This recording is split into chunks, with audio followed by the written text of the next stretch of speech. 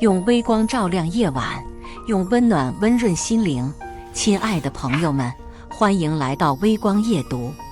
接下来开始我们本期故事，记得点击订阅并开启小铃铛。台上原本站着我的挚爱，台下本应坐着我的至亲。然而，在这众人期待的幸福瞬间，刺耳的铃声划破了静谧。那是宋月言。铃声的瞬间，我即刻辨识出来电者，因为那是程家瑶专为宋月言设定的铃声。白月光，亲爱的，稍等，我接个电话。程家瑶目光闪烁，急切地推开我，迅速整理着装，脸上露出我未曾见过的柔情。这种态度，他从未在与我相处时展露。我凝视他，仿佛面对一个全新的陌生人。言言，出什么事了？程家瑶一手插兜，笑容满面，每一丝肌肉都透露出难以掩饰的愉悦。家瑶，我的胃好疼。电话那头，宋月言的声音显得虚弱无力，前一刻还从容的男人，下一刻神色大变。言言，别乱动，我马上送药过去。挂断电话，程家瑶连一个眼神都未留给我，急匆匆地准备离开。家瑶，你要在婚礼现场去哪儿？我紧抓程家瑶的衣袖，眼中满是不甘与不解。10年了，总是这样，无论何时何地，宋月言的一句话就能让程家瑶如犬般奔向他。我曾以为他会变，他承诺过心中只会有我，但现在他又将离我而去。对不起，老婆。言言胃不舒服，我得给他送药。程家瑶口中道歉连连，手上却狠狠地掰开我的手指。为了挣脱，他甚至将指甲深深掐入我的肉中。他不舒服就去看医生啊！你是医生吗？难道他没其他朋友或家人了？为什么总是找你？我再也忍不住，多年的积怨如火山般爆发。啪的一声，我的脸颊火辣辣的疼。我惊愕地看着这个身穿新郎装、外表英俊的男人。你打我？你竟然为了另一个女人打我！我绝望地闭上眼，热泪滚滚而下。有时候，心碎只在一瞬间。程家瑶指着我的鼻子怒骂：江楚楚，你太狠心了，怎么能这么说言言？言言不舒服，找我怎么了？我是他朋友，关心他不是应该的吗？你这么小心眼，这婚礼不办也罢。说完，程家瑶决绝地离开了会场。大屏幕上，我们的爱情视频还在播放。此刻看来是多么的讽刺。爸妈走过来，心疼地扶起我。女儿，看着他们苍老的脸和白发，我心如刀绞。爸妈本就不赞成我和程家瑶在一起，是我跪地哀求，甚至以绝食相逼，他们才勉强同意。因此事，他们背脊佝偻，风采不再。可恨我如今才醒悟，让他们在男方父母面前受尽屈辱。爸妈，婚礼取消吧，我不嫁了。什么？这个消息太过炸裂。等爸爸妈妈反应过来的时候，两个人笑得合不拢嘴。女儿，你终于想清楚了。妈妈开心的瞬间年轻了10岁。我早就说了，程家瑶不是你的良人，你和他在一起是不会幸福的。是啊，这么简单的道理，可怜我直到现在才醒悟。还好一切都不算晚。我平静地接过司仪递上来的话筒，将婚礼取消的事情告诉了各位来宾。今天这顿饭就当是我请大家的，各位吃好喝好。话音刚落，婆婆梁彩霞就急冲冲地跳了出来，指责我小题大做，让她丢了面子。不行，好不容易谈成的婚礼，怎么可以取消呢？我不同意。呵呵，这就要去问您那好大儿了。至于你不同意，我冷笑一声：阿姨，你是不是忘了，我和你儿子连结婚证都没有领？这可是您的原话。在没有生下孙子之前，我还不配进您家的门。闻言，梁彩霞脸色骤变，底下也开始对他这一做法指指点点。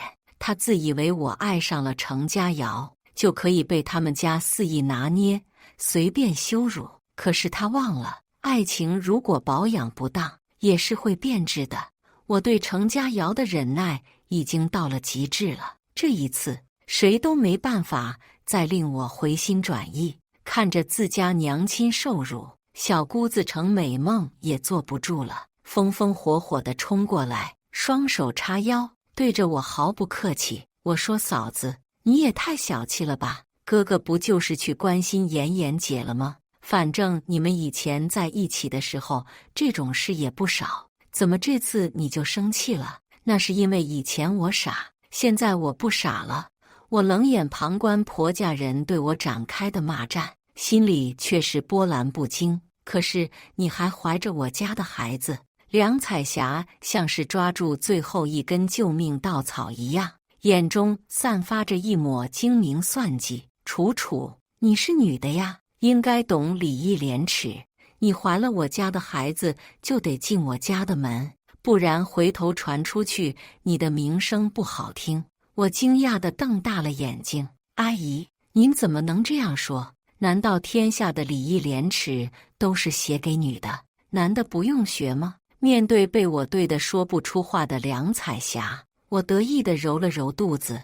而且孩子的事情您也不用担心，大不了就当去父留子了。爸爸妈妈也在这个时候坚定地站到了我的身前，与婆婆、小姑子当面对质。我女儿好与不好，还轮不到你说。咱们两家婚约取消了，这个孩子也就和你们家没有关系了。爸爸一字一句说道，妈妈也在旁边随声附和。这个孩子，我女儿想留就留，想打就打，就算生下来，也是和我们家姓。梁彩霞跺了跺脚，这次她是真的急了。江楚楚，你可想清楚了，要是和我儿子分开，以后谁还会娶你个二手货？爸爸一拍胸脯，没关系，我们江家有的是钱，我女儿想嫁就嫁，不想嫁我们也养得起，妈妈也不甘示弱。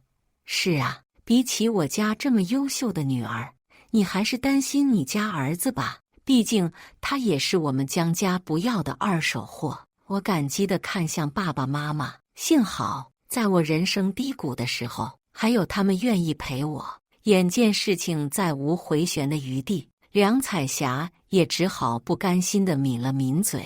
好，既然这样子的话，那就把我儿子的钱还回来吧。什么钱？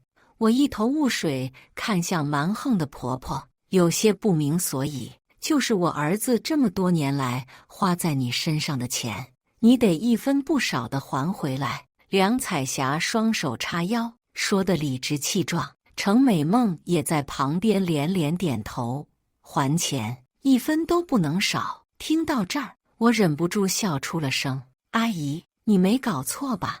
你儿子的钱不是一发下来就交给您保管了吗？说是补贴家用，这么多年，房子、家电、衣服都是我花的钱，本来我都快要忘记了。既然您提起这么话题，那么就请你们还钱吧。我打开手机，账单里那一笔笔支出记录的明明白白。程家瑶可以说是我花钱供出来的金凤凰，小到内裤，大到房子，全都是用我的钱。也难怪梁彩霞不想取消婚礼，毕竟离开了我，他们不知道还能不能再攀上这么好的高枝了。我哪有这么多钱呀？梁彩霞被我手机账单上的天文数字吓得后退几步，就连程家瑶辛辛苦苦打工一辈子，也未必能挣得了一个零头。可笑的是，我一心一意供出来的男人，转身却投向了别的女人的怀抱。狗都还知道认主呢，有些人连狗都不如。面对梁彩霞的卖惨，我只是淡然一笑。那我可就不管了，我只知道欠债还钱，天经地义。如果3天内您不还钱的话，那咱们就法庭上见。其实这些钱对我来说可有可无，我不是一个斤斤计较的人，但是程家恶劣的态度让我意识到，有些人就是喂不熟的白眼狼，必须要狠狠教训一顿，才能让他们长长记性。钱！梁彩霞呆呆地念叨着，急得来回踱步。突然，梁彩霞冲着我一声大喊：“还钱可以，你把彩礼退回来！”程美梦也在一旁叫嚣：“我哥哥光是彩礼就给了你家1000万，这个钱你可不能赖。”面对梁彩霞和程美梦的胡搅蛮缠，爸爸妈妈对视一眼，纷纷从对方眼中看到了无奈。我用仅剩一点的耐心进行解释：“阿姨，难道您忘了吗？当初上门的时候，您骂我是倒贴，1分彩礼都不给我掏。是我爸爸妈妈为了脸上好看，这才自掏腰包拿出1000万对外宣称是您家给的彩礼。”这个说法得到了爸爸妈妈的承认，妈妈心疼地抱住了我。不错，本来我们也没打算计较那么多，这1000万是准备留给2个孩子当启动资金用的。不过既然你们家不义在先，咱们也就没有再谈的必要了。眼见从我身上再得不到一点油水，梁彩霞再也忍不住了，指着我的鼻子愤愤地骂个不停：“好你个不要脸的江楚楚！当初是你死缠烂打着我儿子，说什么也要当我家媳妇的，现在竟然说话不算数！你以为自己有点臭钱就了不起吗？说句实话，我家佳瑶根本看不起你。你肚子里怀的是不是我家的种都不一定，我家佳瑶有的是人追，但是你这个二手破烂可能就没人敢要了。”听着耳边的污言秽语，爸爸妈妈脸色瞬间难看了起来。我指着一旁的保安：“还愣着做什么？把他们给我轰走！因为这场婚宴全程是我家付的钱，所以保安毫不犹豫地听从了我的父。”梁彩霞母女连带着他们家的一大堆亲戚，全都被灰溜溜地赶出了会场。爸妈乐得喜笑颜开。傍晚回到家后，我点开手机，意外地刷到了宋月妍的朋友圈，朋友送我的戒指，大家看漂亮吗？配图是2只戴着婚戒的手，一男一女，那是我们的婚戒。虽然2人没有露脸，但是凭借对程佳瑶的熟悉，我一眼就认出了她。底下评论全都是在夸2人般配，尊重祝福所死。这款戒指太漂亮了，高贵典雅，也只有这么好的戒指才能配得上妍妍绝世大美人。如果我没看错的话，这应该是婚戒吧？看上去价格应该不会便宜。妍妍也太幸福了，有个这么好的老公。我想了想，跟着评论区晒出了购物凭证。这款钻戒是私人定制的最新款，内壁刻着我的名字，不问便拿视为偷。截图我保存了，咱们警局见哦。说罢，我便好心情地退了出去。没一会儿功夫，我就收到了程佳瑶的电话。我点了接通，迎接我的是程佳瑶劈头盖脸一顿臭骂：“江楚楚，你这个人有病吧？妍妍只是好奇，想要看看钻戒，帮你是代意，你竟然骂她是小偷，还威胁她警局见。你知不知道，你把妍妍吓哭了？她明明戴着戒指那么好看，现在却说什么也要把戒指取下来还给你。”吃痛地揉了揉耳朵，还好我有先见之明，没有把声音开到最大。程先生，你和我无冤无仇，一上来就开骂，有点涉嫌人身侮辱吧？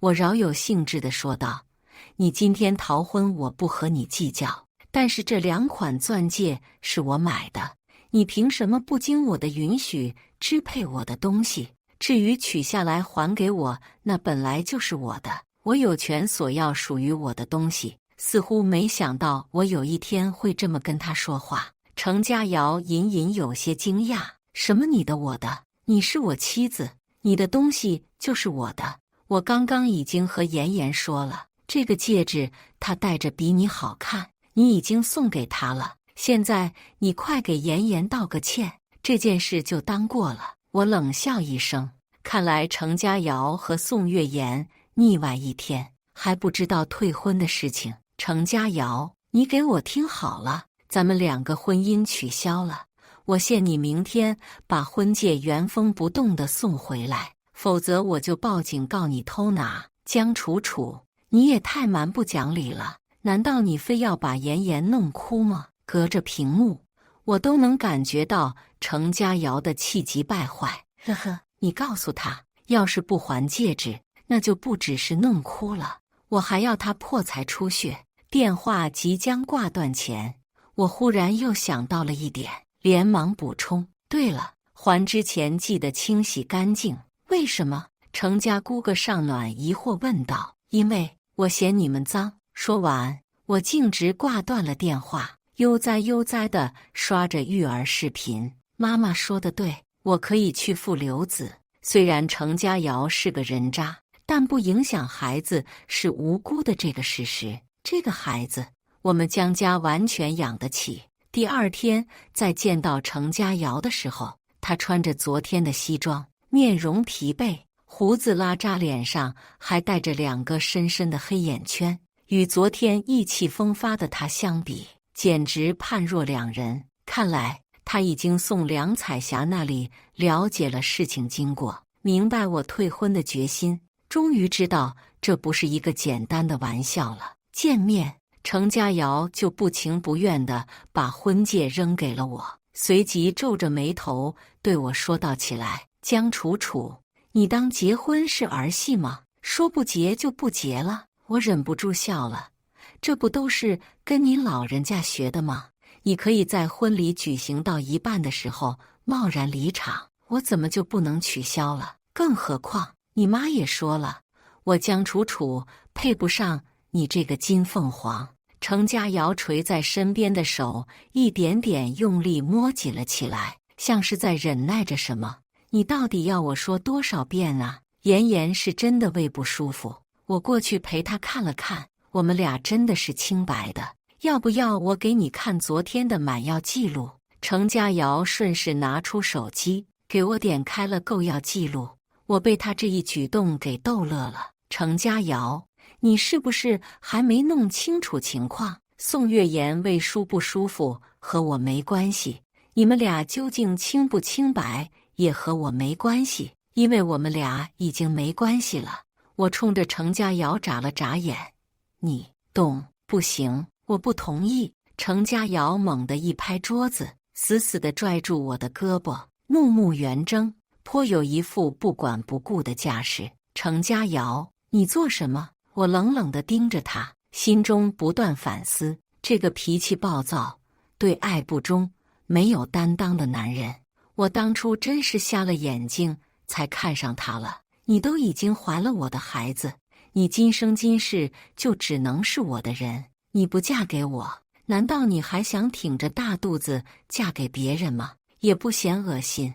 程家瑶一边说着，一边硬拽着我，想让我跟他走。程家瑶，你疯了！我忍不住破口大骂，但是他却不管不顾。短短几秒钟，我已经被他生拉硬拽的带出了咖啡馆。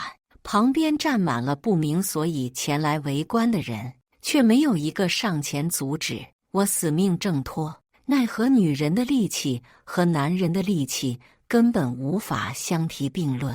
他像是发了疯的狮子，强硬地带我离开，甚至当我倒地的时候，他都没有半分心疼，反而是继续拽着头发拖曳着我。救命！有人拐卖良家妇女了！情急之下，我踢翻了路边的一切，扯着嗓子大喊。刚开始大家对我的求救还无动于衷，但随着我打翻的东西越来越多，忍无可忍的群众把程家瑶围了起来。你不能走，赔钱！趁着这个机会，我连忙拨打了报警电话。等到警察过来了解事情的时候，程家瑶拽着我的手，坚持我是他的妻子，这只是家庭纠纷。不，我和他没有关系，一点都不认识。我撕心裂肺的吼叫，终于引起了警察的注意。你们两个都和我们走一趟吧。警局里，我把事情的经过一五一十地讲了出来，并将昨天的录音提供给警方和造货群身。在我的讲述下，警方很快就弄清楚了事情经过，给予程家尧拘留15天的行政处罚，并且帮我申请了人身保护令，禁止他再度接近。对此结果，程家则是1000个10000个不满意。这个行政拘留是有可能影响他工作的。梁彩霞来的时候还想指着我的鼻子骂，被警方拦了下来。警官，您听我解释，她真的是我家的儿媳妇，这件事就是个家庭纠纷，您就行行好，把我儿子放出来吧。我笑嘻嘻地看着梁彩霞，阿姨，说话要讲证据，我这有退婚当天的视频，您要不要再看一遍？我和您家儿子早就是一点关系都没有了，这明明就是他故意伤害，怎么能说是家庭纠纷呢？你这恶毒女人！梁彩霞还想推搡我，被警官一顿警告后，这才耷拉着脑袋灰溜溜地回去了。3天后，因为程家没有及时归还钱财，我反手将他们告上了法庭，要求退还交往期间的花费。梁彩霞没有办法，只能忍痛交出程家尧这些年的工资，再加上其他杂七杂八的存款，好不容易才给还了一部分。听说梁彩霞还去找那个白月光宋月言闹了一阵，指责他插足破坏了程家尧的婚姻，并要他归还这些年来程家尧送他的礼物。可那宋月言是什么人物？当即装起可怜，随手又召唤来了几个备胎，说自己和程家尧一点关系都没有。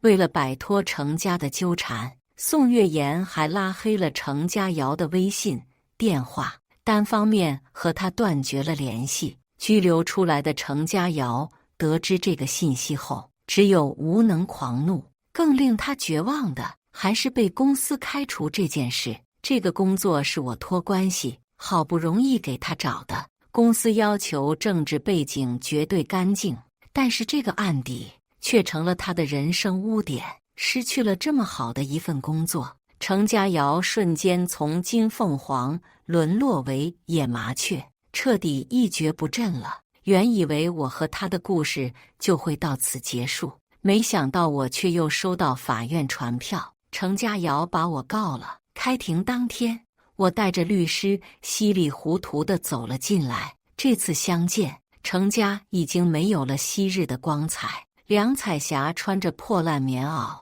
程家尧又换上了和我刚认识时那洗得发白的球鞋，看上去甚为落魄。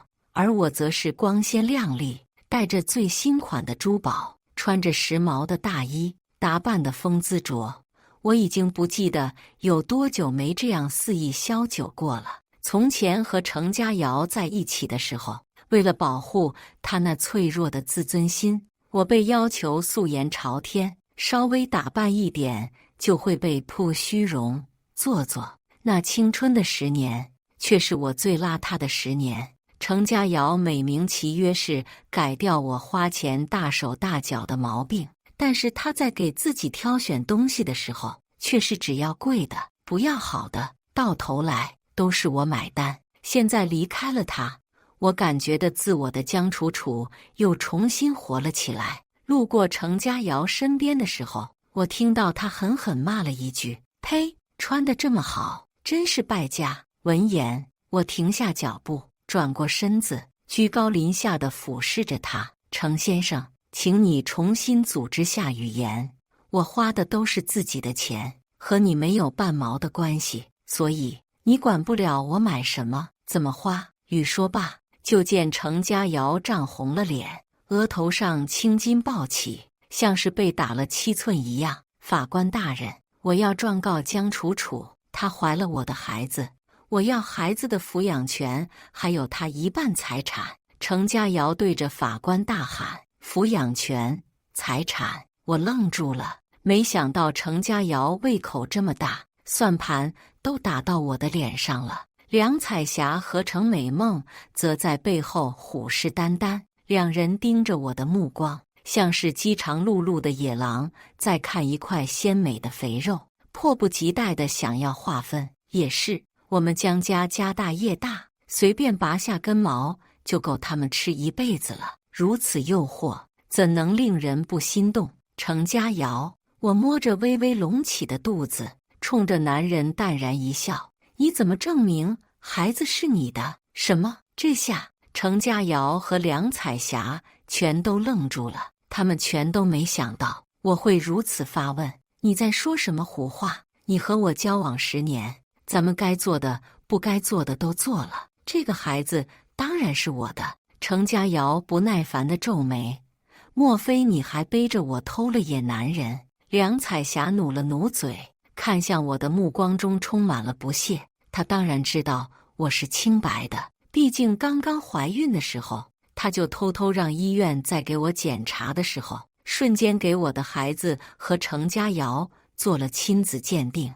但是她可能想不到，偷做的亲子鉴定不能成为当庭证据。果然，梁彩霞向法官提供了那份鉴定。法官大人，证据在此，江楚楚肚子里怀的就是我程家的种，所以她必须把孩子给我们，还要支付孩子的抚养费5000万。梁彩霞态度强硬，可是她之前却不是这副嘴脸。当初在我怀孕的时候，她3番2次地告诉我，他们家只要男孩，女孩的话要我自己花钱抚养。可笑现在却一改态度，连男孩女孩都不管了，只顾着抢夺孩子的财产，似乎是感觉到我愤怒的情绪。肚子里的孩子轻轻地动了动，像是在柔声的安抚：“孩子放心，妈妈不会把你交出的，不管是男是女，你都是我的天使，我的宝贝。”我抚摸着肚子，轻轻安慰着。果然，正如我所预料的那样，法官驳回了梁彩霞的鉴定。梁彩霞瞬间就慌了，为什么？她怀的明明是我们程家的孩子。程家瑶也急了：“法官大人，我请求强制执行亲子鉴定。”对此，我则是淡然一笑：“法律规定，只要我自己不想做，那么法官就无权要求我做。”这次程家瑶的算盘可就打空了，事实也证明如此。最后这场闹剧在我的压倒性胜利下成功结案了，而梁彩霞等人也因为这场案子上了热搜。一时间，所有人都知道他们的嘴脸，个个避之不及。有这样的婆婆和小姑子，程家瑶在农村老家都难找到对象了。对此，我就当场笑话看看，并没有过多理会。10月怀胎，很快就到我预产期了。爸爸妈妈把我转到了高级医院，定制 VIP 单人房间。程家瑶不知从哪里得到了消息，连发50-60条短信，狂轰滥炸，特意嘱我定要顺产，不能剖腹产，说什么顺产的孩子聪明。我反手一个拉黑，眼不见心不烦。生产当天，我的情况不是很好，多次踏入鬼门关。医生把顺转剖的建议告诉我爸妈后，二老毫不犹豫地选择了同意。事后，医生说，如果当初二老答应的晚一点，我就有生命危险。我只能暗自庆幸，幸好陪着我的不是梁彩霞，不然以她那只要孩子不要大人的态度，我恐怕就交代在手术台上了。月子期间，程家瑶几次3番想要上门看望孩子，全都被我爸妈给拦在了门外。他们说，当初退婚的时候就已经说得很清楚了，这个孩子和程家瑶没有关系，所以请不要再来打扰我们的生活。程家瑶没有办法，只能灰溜溜地离开了。后来他又想把我告上法庭，但是因为他提供不了和孩子的关系证明，法官并没有受理这个案子。其实，在生产之前，我就已经做好了万全的准备。这个孩子是我一个人的。坐完月子后，我回到了自己的家，因为孕期被照顾得很好，所以我的身材并没有走形，反而是多了一丝丰腴的美，看上去更有女人味儿了。爸爸妈妈特意给我请了2个保姆，一个照顾孩子，一个照顾我的饮食起居。他们则是继续环球旅行去了。这天，我刚给孩子喂完奶，就接到了闺蜜的电话。她说在商场偶遇了程家瑶母子，2人现在过得可惨了。你是不知道，程家瑶现在瘦得跟个麻杆一样，据说是在工地搬砖，手上都起茧子了。她那个妈也不是个东西，一把年纪了，竟然还想去给人当保姆，结果被人家主家给赶出来了。现在啊，他们母子俩就挤在一个10平米的地下室，也不知道这个冬天该怎么过。闺蜜喋喋不休地说着，我却并没有太大的感触。可怜之人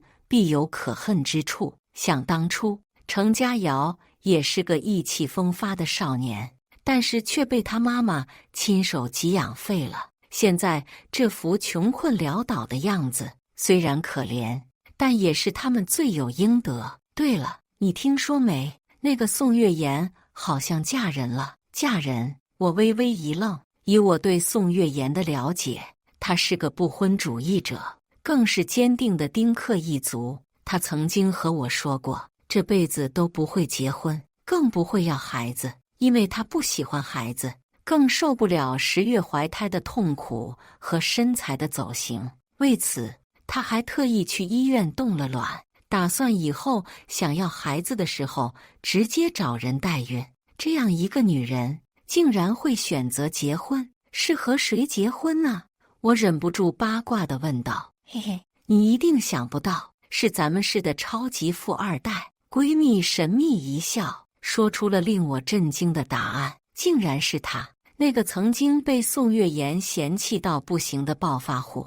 当初程家瑶还拿这件事取笑过宋月妍，说她看不上穷人，却又被富人看不上，眼光高得离谱，这辈子恐怕都难以嫁人了。但是没想到，短短几个月不见，她竟然真的嫁入了豪门，真是世事难料。挂断电话后，我哄睡了孩子，一个人坐在飘窗上看着窗外的风景，心中感慨万千。其实仔细想想，我和程家瑶也并不是没有感情，只是这份感情在时间和现实的双重打击下慢慢变质了。现在我对他已经没有了一丝一毫的爱意，只剩下厌恶。但是我也不恨他，因为这一切都是我自己的选择，怨不得旁人。时间一晃而过，很快就到了孩子周岁的时候。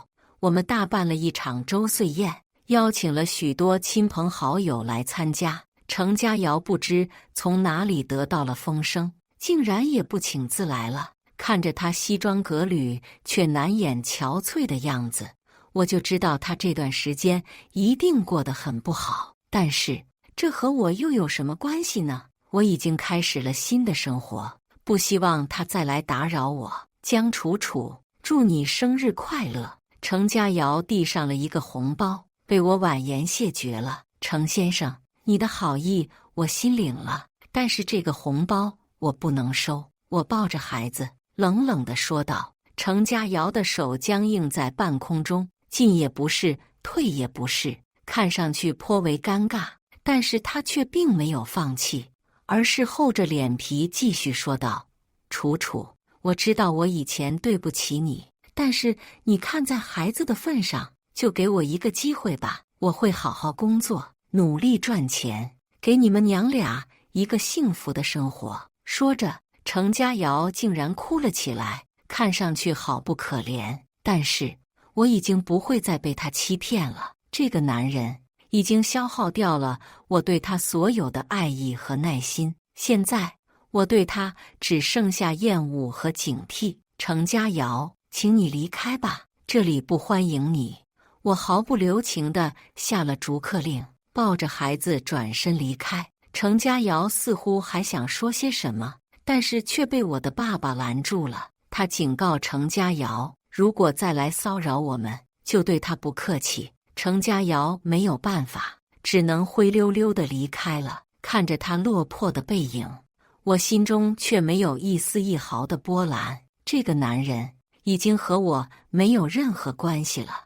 我希望他能够好自为之，不要再出现在我的生活里。时间飞逝，转眼间就过去了5年。这5年来，我独自抚养孩子长大，虽然辛苦，但是却也乐在其中。孩子很懂事，从来不让我操心，而我的生活也越过越好。爸妈环游世界结束后，就回家帮我带孩子，我则是继续经营我的公司，将生意做得越来越大。这天，我带着孩子去参加了一个慈善晚宴。这种晚宴说白了就是富人们攀比炫富的场所，但是我并不在意这些，只是带着孩子来见见世面，却没想到竟然在这里遇到了宋月妍。她嫁入豪门后，就退出了模特圈，安心在家当起了豪门太太。但是看她的样子，似乎过得并不是很开心。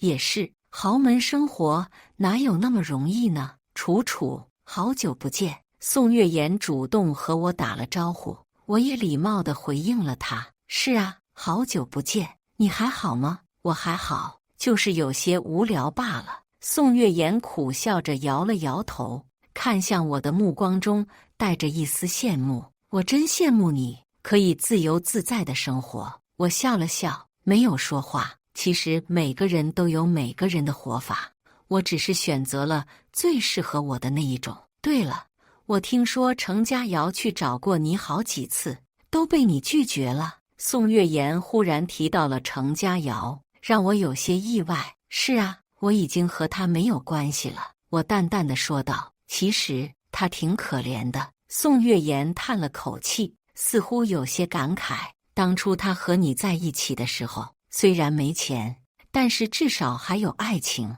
可是现在他什么都没有了。我听着宋月妍的话，心中却没有一丝波澜。程家瑶的可怜都是他自己做出来的。如果当初他能够好好珍惜我，不背叛我们的感情，也许现在我们还会幸福地生活在一起。但是这个世界上没有如果，每个人都要为自己的选择负责任。楚楚，其实我一直想和你说声对不起。宋月妍忽然拉住了我的手，语气诚恳地说道：当初是我不好，我不该插足你和程家瑶的感情，但是现在我已经得到了报应。说着，他掀起了自己的衣袖，露出了满是伤痕的手臂。我看着那些伤痕，心中一震。他打的？我忍不住问道。宋月妍点了点头，苦笑着说道：是啊，他每次喝醉都会打我。他说我背叛了他，和别的男人结了婚。可是当初是他先背叛了我们的感情啊！宋月妍的哭声在耳边回荡，我却不知道该说些什么。感情的事，谁又能说得清楚呢？也许这就是程家瑶的报应吧。晚宴结束后，我带着孩子离开了会场，看着车窗外的风景不断倒退，我的心中却充满了感慨。这几年，我经历了太多的事情，也看清了许多人的真面目，但是我并不后悔，因为每一次的选择都是我自己做出的决定。而现在的我，有了孩子，有了事业，更有了重新开始的勇气。那些过去的伤痛和背叛，就让他们随着时间的流逝慢慢淡去吧。我相信未来一定会更好。故事完，接下来是我们本期第2个故事，记得点击订阅并开启小铃铛。谈了8年的男友在婚礼现场当众抛下我和小三私奔，他们都以为我会哭闹，就连男友也高高在上的嘲笑我是只爱他爱到死的舔狗，一定会跪下求他。可真当我很平静的分手走人，他又慌了。今天记得来早点，我在酒店等你哦。我看着男友宋其阳点开微信语音，毫无顾忌地放给我这个现女友听。我也没生气，垂眸盯着屏幕，数不清是几个小三小四了。自从他成了商圈新贵，身边就女人不断，从一开始歇斯底里的生气与怒吼，到平静且麻木地听着他和不同的女人的语音，只用了短短半年。我曾钦佩自己的忍耐力，周围的朋友都说我是舔狗，小三都骑到头上撒野，也照样当没看到。宋祁阳瞥我一眼，似笑非笑。我今天不去。我嚼着面包，今天是我和他的订婚仪式，人是要到现场的。宋祁阳看着我这张死人脸道：江晚，你别不知足，潜台词就是让我别太嚣张，别想一个人独占他。我抬眼，他已经穿好外套，准备去公司。开门离开时一顿，转头看我，我要吃羊肉汤。哦，我没烧羊肉汤，眉心一直在跳。我预感不会有好事发生，躺在床上想着前尘往事。一阵急促的电话铃声打断我神游。喂，江小姐，可以来现场了，这边已经布置好。我含糊地嗯了几声，坐起来看着镜子中的人，头发有些凌乱，口红糊了点。我挑了个色号补了妆离开。订婚仪式准备得很顺利，我懒得管那些安排，所以靠在门后发呆。哈，没想到江晚真的能嫁给宋祁阳。宋祁阳的好友黄申略带嘲弄道：我以为他会当一辈子舔狗。是啊，江晚也就那样吧，也算高嫁给宋祁阳了。我耸耸肩，心想无所谓，反正只是为了钱，也许是他那方面能满足宋祁阳吧。哈哈哈哈！黄申意味深长地说完后，和身边的人一起大笑。是，我一边翻着白眼，一边盘算宋祁阳的资产。笑话，他一个月给我80万，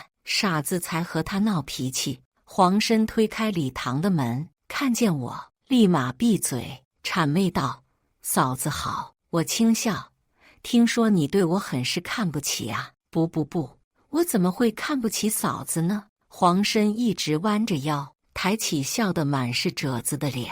我深深怀疑他和宋祁阳是否真的是同龄人。我不理他，直接离开。这人也就背地里说说，当面对质怂得要命。等到宋祁阳父母也到的时候，我猛地想起来订婚仪式上宋祁阳竟然没来。虽然他之前已经和我说了，但订婚宴上一直上不来，显得我多可笑。况且人家父母还在这里，我这算什么？算小丑吗？操，坏我好事！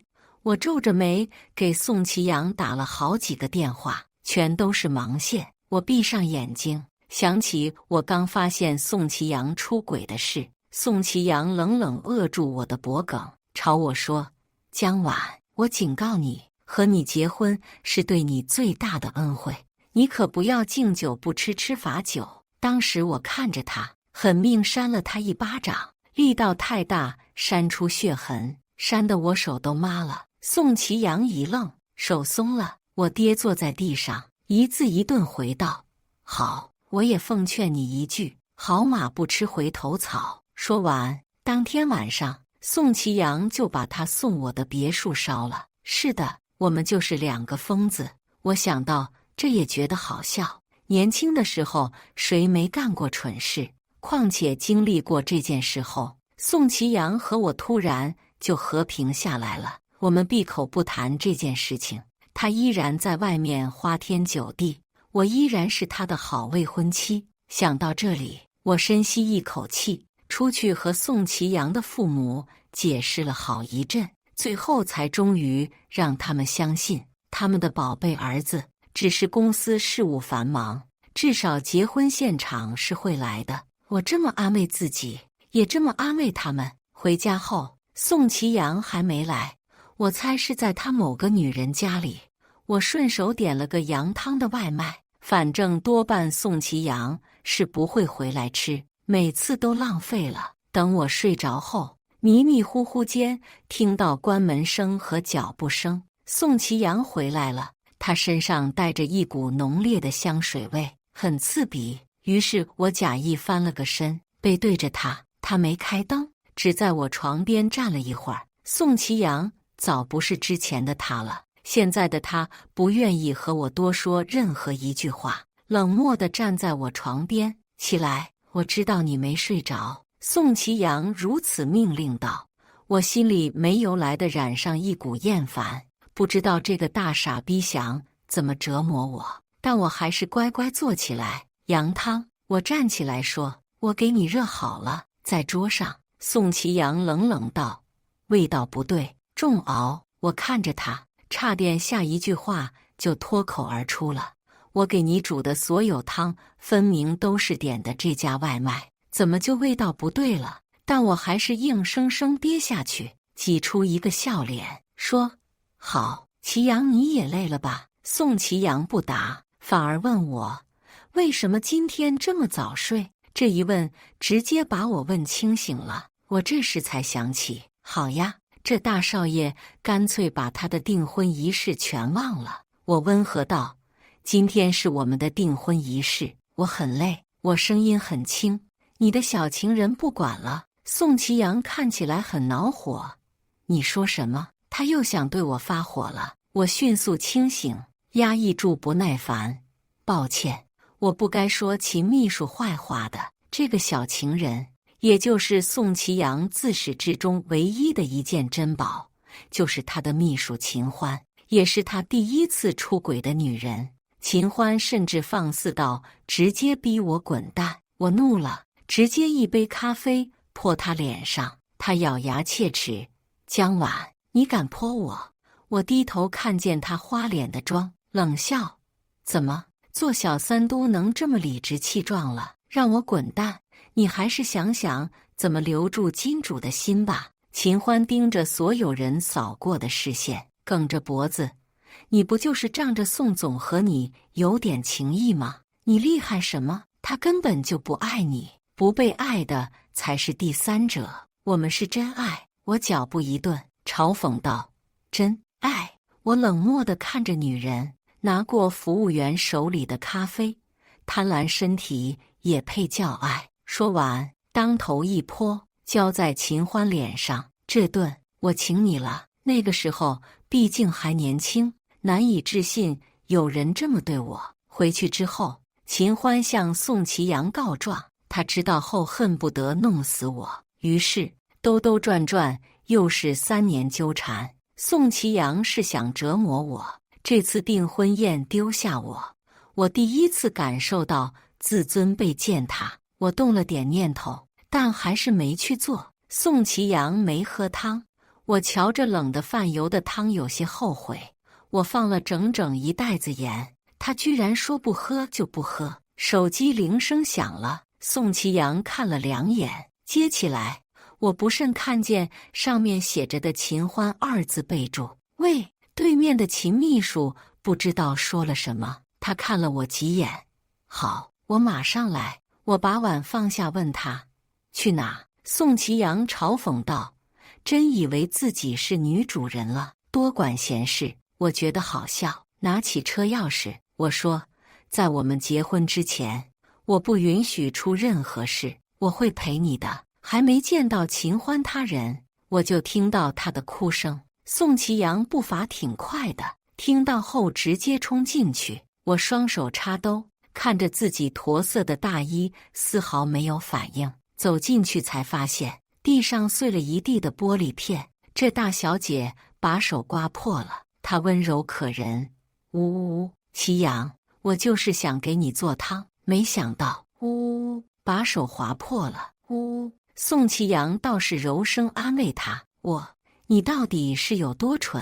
秦欢一开始被抱着，没看见在宋祁阳身后的我，听见动静后才僵硬抬头。他梨花带雨，姐姐啊！我随意点点头。你们继续。秦欢懵了，也不在宋祁阳怀里撒娇，站起来质问，你怎么在我家？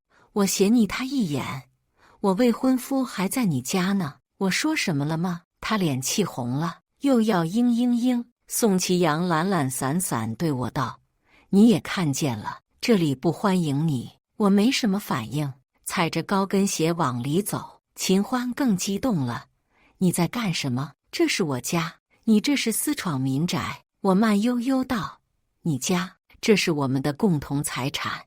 我和宋其阳闹翻脸后签了协议，婚前婚后财产都分一半，算作补偿。”我瞧他那样，嗤笑：“什么你家我家？妹妹，做小三也要有个度好吗？”这下他真被我噎住了，恶狠狠瞪我。宋其阳有一搭没一搭地抚摸着怀里秦欢的头发，轻哼一声：“江晚，你够了。”我不甘示弱道：“你没看见他刚刚怎么做？我这些年够包容你了。你刚出轨那年，我……”宋其阳听到这句话，看我脸色迅速变差，淡淡道：“原来你也记得。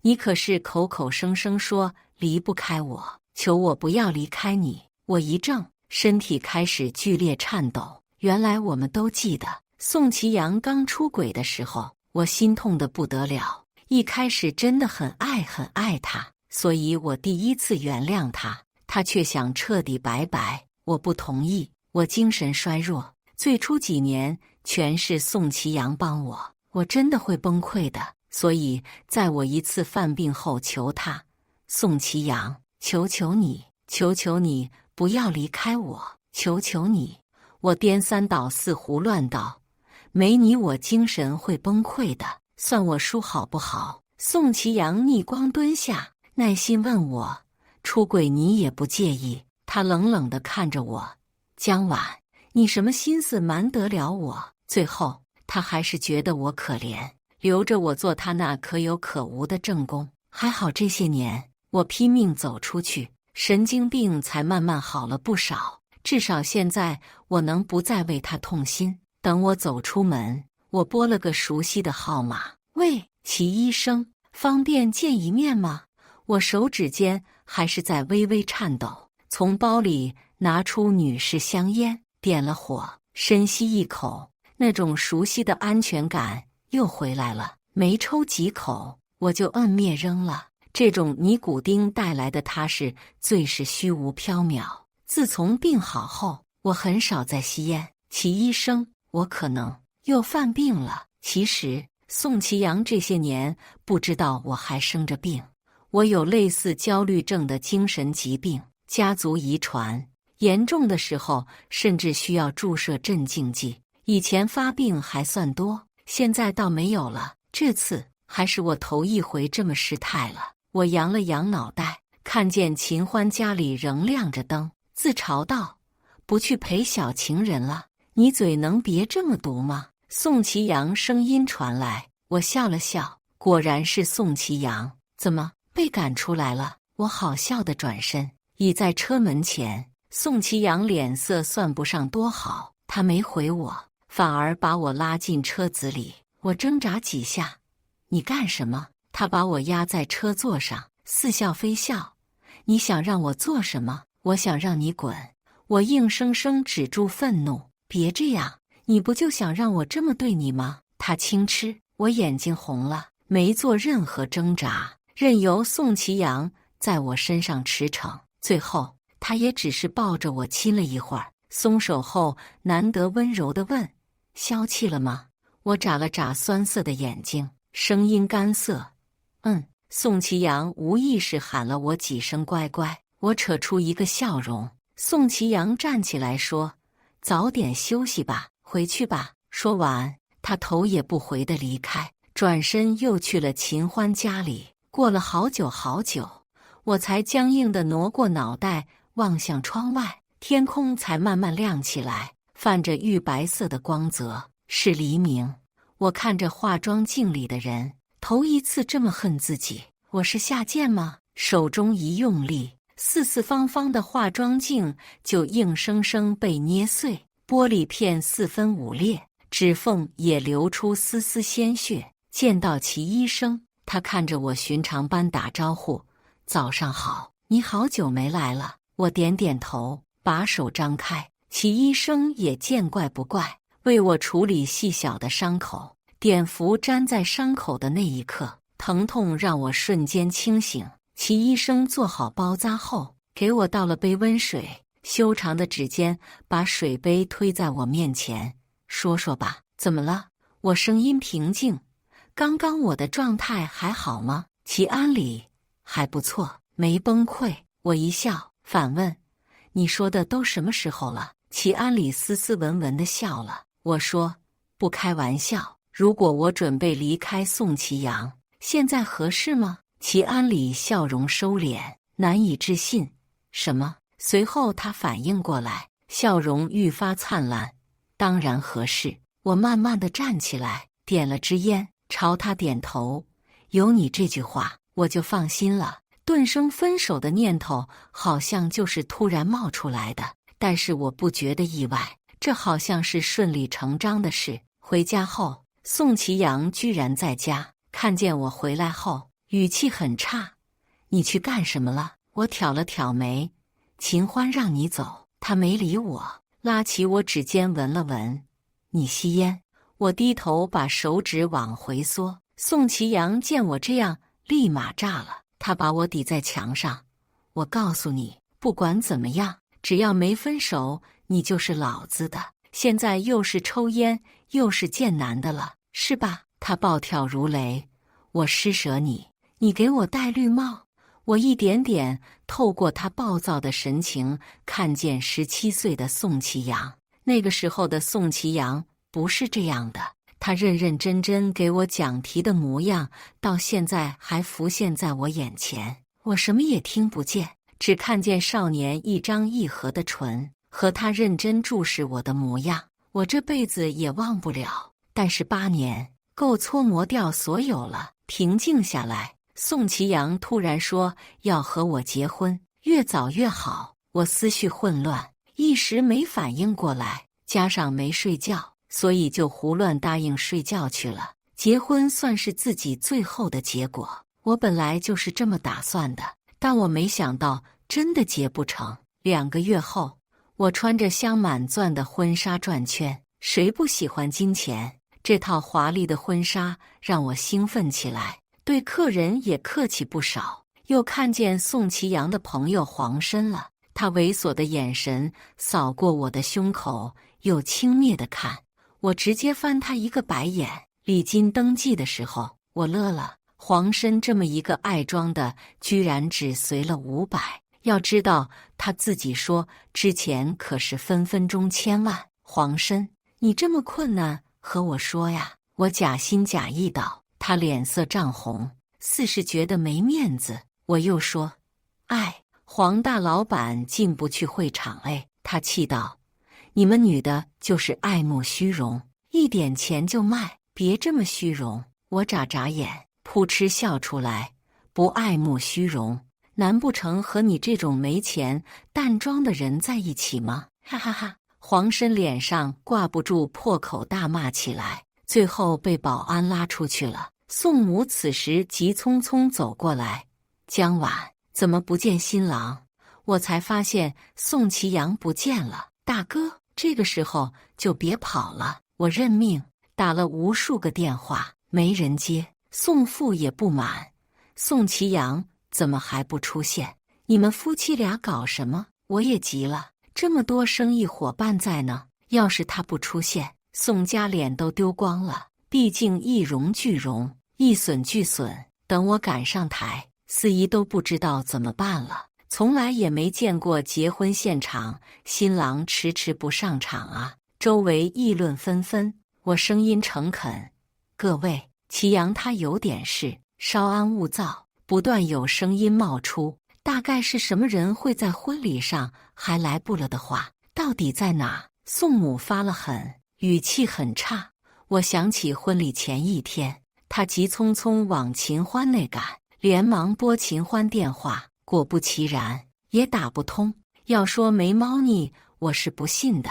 宋母本来就是一切利益至上，打了不少电话后，狠厉地看着我，当着所有人面，他狠狠甩了我一巴掌，啪！巨大的惯性直接将我扇得跌入身后无数层的蛋糕里，狼狈不堪。等我缓慢反应过来后，头纱被扯破，浑身都是蛋糕奶油。宋其兰，我淡定地喊住准备离开的宋母，一脸冷漠地反手抓住他的手腕，一脚将其踢进蛋糕堆里。所有人同时惊慌失措起来，宋母更是尖叫：啊！江婉，你疯了！早不想忍了。我站起来，干脆把奶油扔往周围的人群，滚！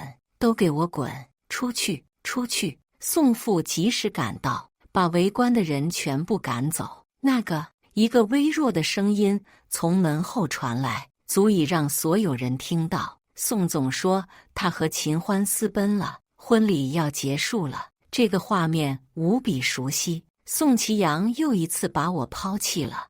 我站在原地孤立无援，远处是宋父气急败坏的吼声和宋母的呆若木鸡。谁也不会想到宋其阳这么疯，直接逃婚，彻底让宋家丢了面子。我没给他们脸，直接扑哧笑出来。他们的好儿子为了小三丢下这么一帮生意伙伴了。我把最贵的酒直接往地上倒，往墙上砸，不要命地看着稀里哗啦作响的金钱往外流。这下子我真没疯，我只是压力太大，想发泄出来，太爽了。我浑身战栗，站起来，用尽全身力气撕烂这个令人作呕的场景。我解脱了。到家的一瞬，我又笑起来，看着别墅，打开墙上的壁炉，我的东西都要带走，只有一些带不走的，我要把它烧掉。电话响起，我看着屏幕上疯狂震动的名字，淡定接通。你现在在哪？我还没问，宋其阳倒先逼问了。在家。我看着跳动的火星，温柔地问：秦小姐高兴吗？宋其阳砰的一声关掉车门，声音嘶哑：你逃婚了？我咯咯笑起来：啊，我没有啊，逃婚的是你。混乱过去2天后，我才渐渐从外人那里听到他们对我的评价。所有人都说我这么能忍，一定会舔着脸去求宋家人的。婚礼闹事只是一时激动，毕竟所有人都知道我曾经如此深爱着宋其阳，一个两个都准备看我好戏。宋母也被众人安抚住，坚信我会下跪道歉。想都别想，我一脚踢翻整个茶几，握着手机对对面的人说：宋其兰怎么说？话筒传来男人无奈的声音：他让你给他当众下跪道歉，其一生其安理，他就当什么也没发生过。你还是他儿媳。我冷笑，他们家算盘打得倒好，把宋其阳逃婚的事全推到我身上来了。我正准备继续嘲讽宋家时，宋其阳电话又打进来了。我不耐烦接通，喂，对面是一个女人娇滴滴的声音：江晚，其阳找你。宋其阳背景声略显嘈杂，他接过电话：江晚，我现在和秦欢在法国，只要你给我妈道歉，我就原谅你。我胸膛剧烈起伏，第一次觉得无比好笑。凭什么？就凭你？宋其阳被激怒，声音低沉：就凭你只是我的一条狗，要不是你求我，我怎么可能和你结婚？我点点头：宋其阳，你就是个蠢货，这些年算我送你的。我干脆利落地去了宋其阳公司，这些天公司都无人打理，我直接安排宋其阳助理为我办事。平常我只偶尔来一趟视察工作，基本居家办公，尤其擅长投资股票，利用宋其阳的钱不知道赚了多少。众人：江总好。我点头示意，命令助理把公司高层叫来开会。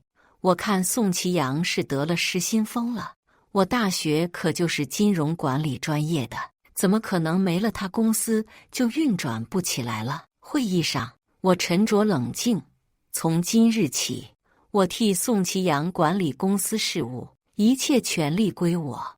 周围不断有人发出轻嗤。我冷冷道：“看来安总有异议呀。”那个大腹便便的男人哼笑：“哼，你一个女人，你懂什么？还敢来接管公司？你有什么本事？”周围没有任何人反驳，寂静一片。我勾起唇角，不服。安总，你小瞧我了。果然，一开始接手，麻烦众多，比如宋母的阻扰，高层的不配合，我没正面回应，直接对接当下项目的合作方，搞定了项目。我马不停蹄地联系了公司股份最多的老总。蒋总早些年投资了不少在宋其阳公司，后来股份虽然有，但已经完全被架空了，这些年也赚不了多少，干脆由我出钱全部买断。蒋总，你手里的股份我全买了。老总，江小姐，我承认你有本事让那些老家伙服气，但光靠……我打断他，这个数我全买了。蒋总瞪着眼睛看我，不可置信，你能有这么多资金？我抬头，合作愉快。资金到账后，蒋总心服口服，小丫头厉害呀。我拿着宋其阳的卡向上随意抛了几下，我手里有宋其阳从前给我的20%的股份，这些天大大小小的老总我都尽力把股份握在自己手里。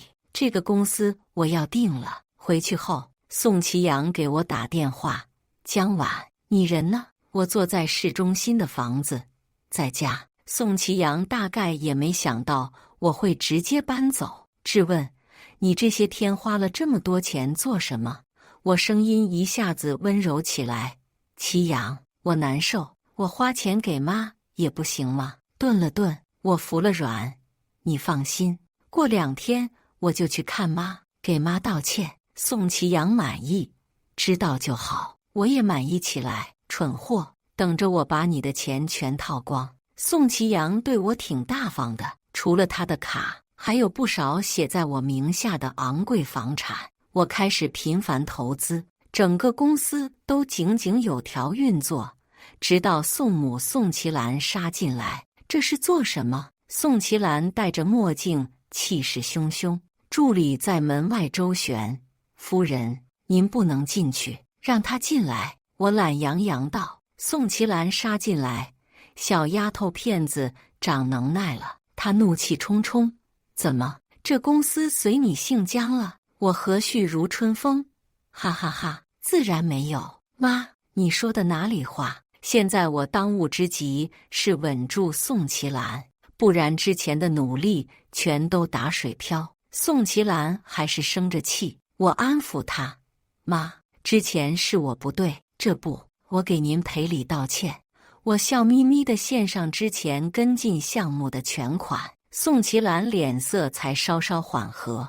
毕竟宋其兰是个精明的商人，虽然之前被我塞进蛋糕里记恨已久，但他也同时看出来我比宋其阳更会管理公司。他是不缺人才，但能和他在一条船上的我，显然让他觉得更好拿捏。况且我是免费的不可多得的人才，公司也并不是没有他的人手。宋其阳1个月后就会回来。宋其兰居高临下道：“江晚，你给我听着，你要是敢做小动作……”我听出他的威胁，淡定回复：“妈，你放心，威胁我，可我不怕他，我还要争分夺秒把公司牢牢抓在自己手里，一切尘埃落定，所有都在我计划之内。”宋其阳一下飞机就给我打电话：“江晚，你怎么样了？”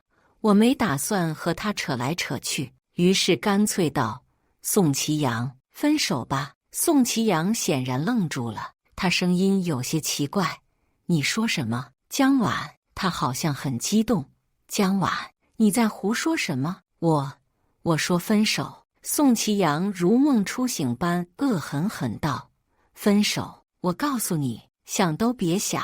我没理这个狂躁症，直接挂电话。我不知道的是，宋其阳当天晚上回家，发现我的东西全烧光后，险些疯了。于是当晚动用所有人脉，掘地3尺地找我。我只觉得可笑，所以当我到了家门口后，脚步略略一顿，转身和穿着黑风衣的男人默默对视。宋其阳冷笑：“躲这里之前，有没有想过这是我的房产？”宋其阳把我环在他手臂里，压迫感十足。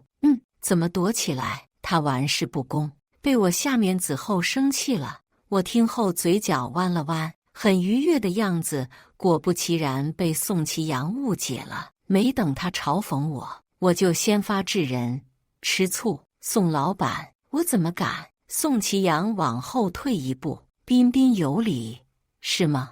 那请问你之前那么挽留我是做什么？”他说的正是初次出轨我的挽留。要是过去，我可能会心痛，会后悔。可现在我波澜不惊，能说出口的这些早已伤不到我一丝一毫了。我耐心解释：“宋其阳，你懂什么叫分手吗？如果我们不分，你的小情人秦欢就会一直是小三。”宋其阳大笑：“秦欢那个蠢货哪有你好玩呢？”他讥讽：“一个胸大无脑的女人而已。”我面无表情：“宋其阳，不管你怎么想，我要和你分手。”宋其阳果然难缠，自从我提分手后，干脆又搬了家。他倒是天天出现，比我当时的挽留还狠。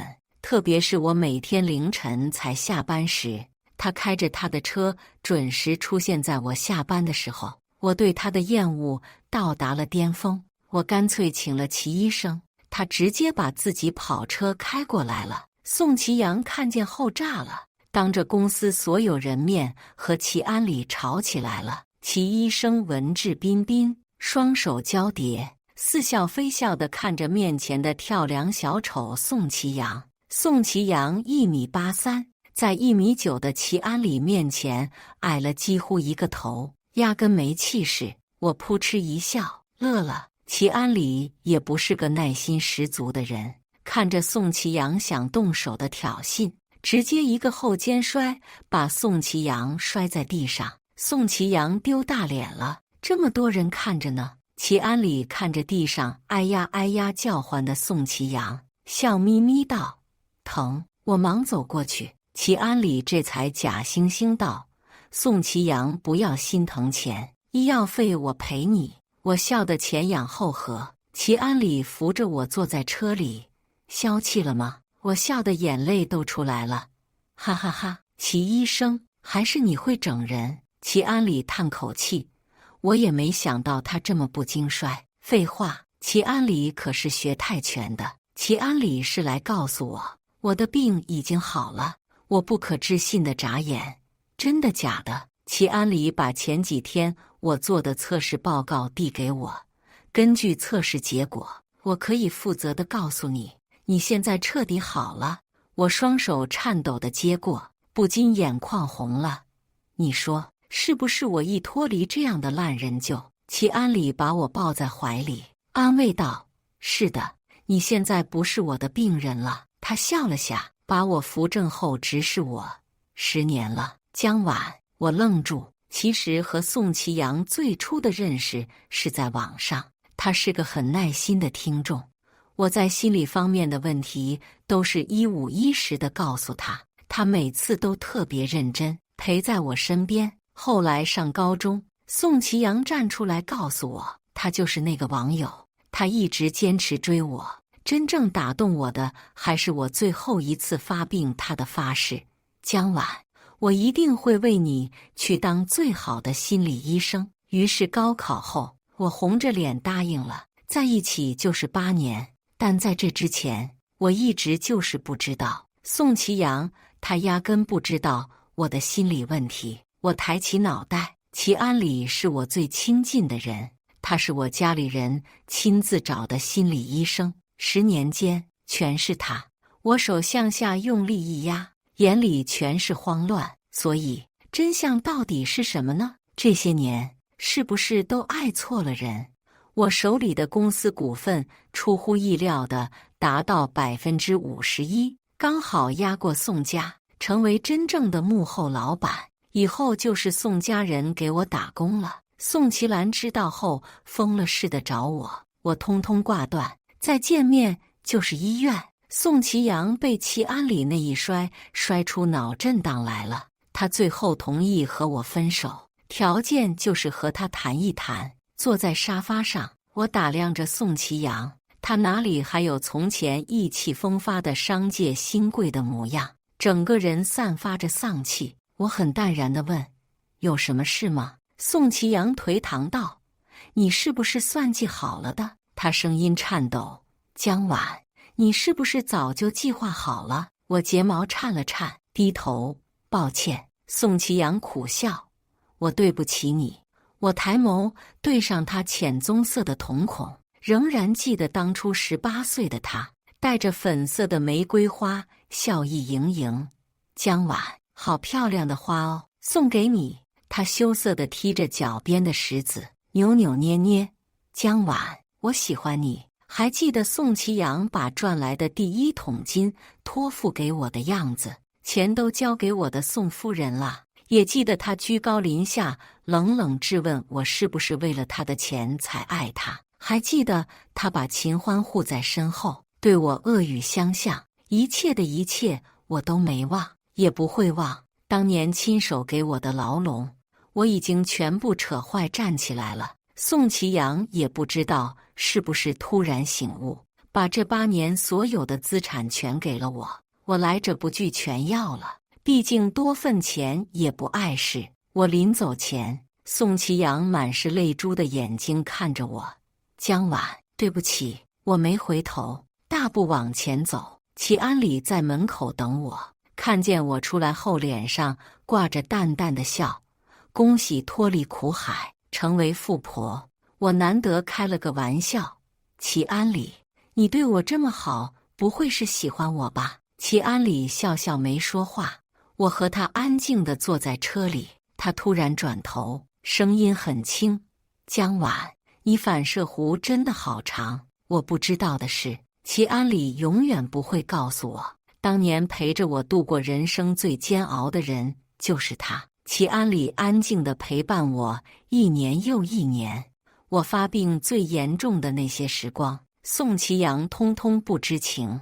他只爱他眼中18岁的我，齐安里才是那个认认真真写下每一个回信，给我鼓励和安慰的人。后来，宋其阳还问过我是否还会爱上其他人，我笑笑没说话，但我也不会告诉他，我爱的其实是齐安里了。番外，和宋其阳分手的第2个年头，我忙得脚不沾地，天天飞到各地。幸运的是，齐安里也有不少讲座能和我一起去。齐安里在台上分析精神衰弱，台下不时有女生议论起齐安里：“你听说了吗？齐学长可是当年的省状元。”我听我导师说，临近毕业的时候，他一面写论文，一面去国外深造，转头就创办自己的心理医院呢。女生发出小小的赞叹声，想想就觉得恐怖。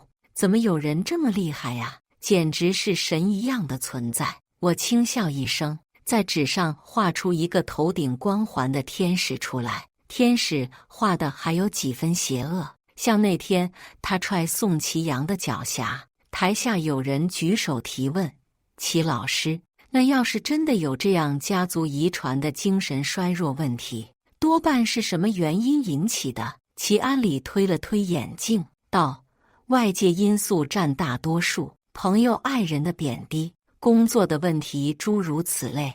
那怎么治疗呢？”男生点点头，发问。我随着众人的目光看向齐安里，不免也好奇他的回答。齐安里双手交叠，思考一会儿道：“真正治疗好是需要患者自身的努力，只有患者愿意跳出这样的环境，才能真正得到有效治疗。”结束后，我本想悄悄溜走，但忽然看到一个被众人簇拥着的年轻女孩冲上来：“齐学长，我喜欢你。”女孩大声道。齐安里看向我，我挑起单边眉毛冲他笑。周围全是还未离开的学生，一个个恨不得现在就冲过来听八卦。齐安里没让女孩那么尴尬，挥挥手散场了。女孩凑近一点，期期爱爱，齐学长。齐安里面色如常，谢谢同学喜欢。他接过女孩的礼物，温和道：但是